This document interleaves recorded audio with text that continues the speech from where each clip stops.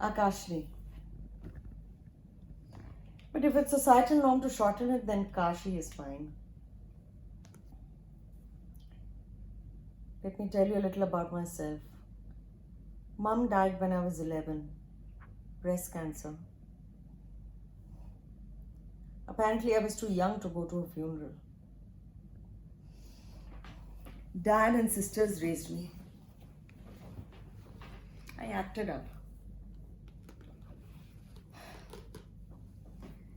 I regret that now. But eventually, I did a double degree at the uni in business and economics, where I met Chrissy. She was in the same course, and we did the share house thing. Many girls came and left, but Chrissy and I stuck together. I worked hard and partied hard too at times, but eventually I finished and threw in a master's for good measure. That's where I met Paul. He was a business manager already working in the telecommunications. He was back at the uni to upgrade his qualifications. He was smart, funny, and I must admit I was smitten from the start.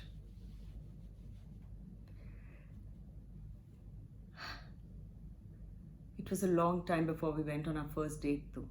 It was a long, slow burn. For our first date, Paul took me to this really romantic restaurant called the Purple Velvet. It was so romantic. It was dimly lit, with the only light coming out was from the candles on the low dark tables. Beautiful black satin sheets divided the diners. The food was amazing and the dessert exquisite. I had the deconstructed lemon tart, which was the best I'd ever tasted. We talked for hours, and by the end of the night, we knew everything about each other. About our family, career aspirations, dreams, everything. What hooked me was the way he looked at me. He seemed captivated, yes, by everything about me. He met my family. They all loved him. Even Dad approved. By the end of our studies, Paul proposed. I cried. I said yes, obviously. Then he cried. It was all blubberingly beautiful and so romantic. He bought me the biggest rock I'd ever seen. He wanted to get married straight after graduation. He got another promotion and bought a house. The wedding day was magnificent. Paul was an only child and his parents lived in Australia, but they flew down for the wedding. Dad walked me down the aisle. He gave a heartwarming speech saying Mum would have been proud of me. I danced with him with a tear in his eye. He gave me a kiss on my cheek. Paul and I flew to the Maldives for a luxury honeymoon. First couple of days were bliss. Everything was romantic and wonderful. We took a lovely cruise and we went diving, saw rays and reef sharks. It was all fantastic. On our second night there was this one restaurant called Tava something. We had teppanyaki there.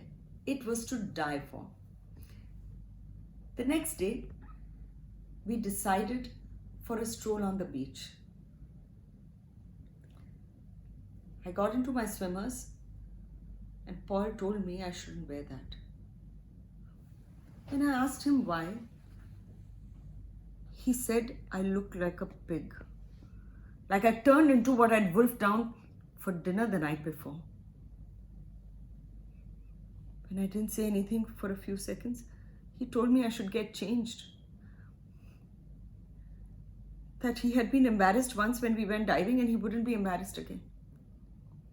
That was the moment. I know that now. I should have walked out that door and never turned back. I often wonder how my life would have turned out if I had. But instead, foolishly, I got changed. On our last night there, I saw lemon tart on the menu. I thought I caught a glint of disapproval in his eye when I ordered it, but I dismissed it. When we got back to our room, Paul closed the door behind us and said Kashi so gently I almost didn't hear him. When I turned smiling, he spat my face. He pushed me against the wall and said, I don't need or deserve dessert ever.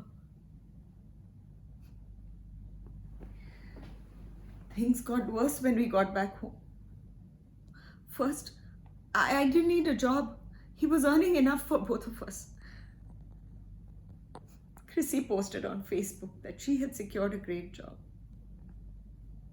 Then he sold the second car so that I wouldn't leave the house without him. He ordered me not to speak to Chrissy ever again. When I asked him why, he slapped me in the face.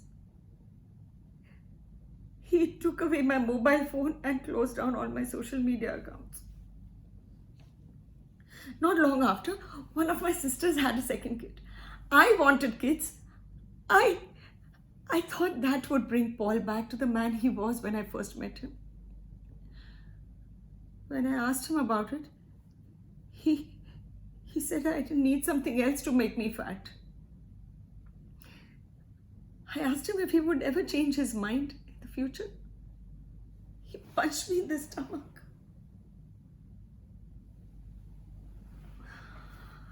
I was lost. I withdrew. Then, Dad died peacefully in his sleep. I hung up the home phone and I slid down that wall. That's how Paul found me.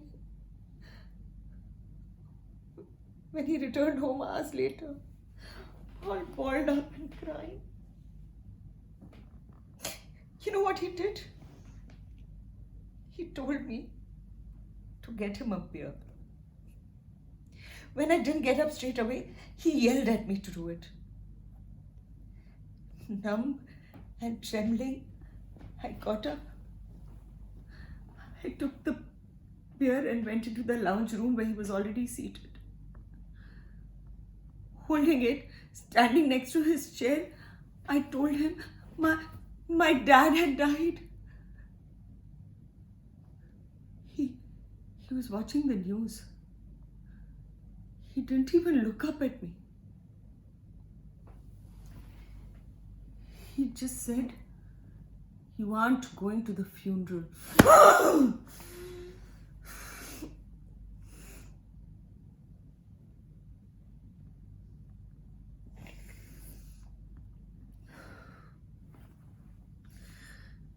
don't remember what happened next.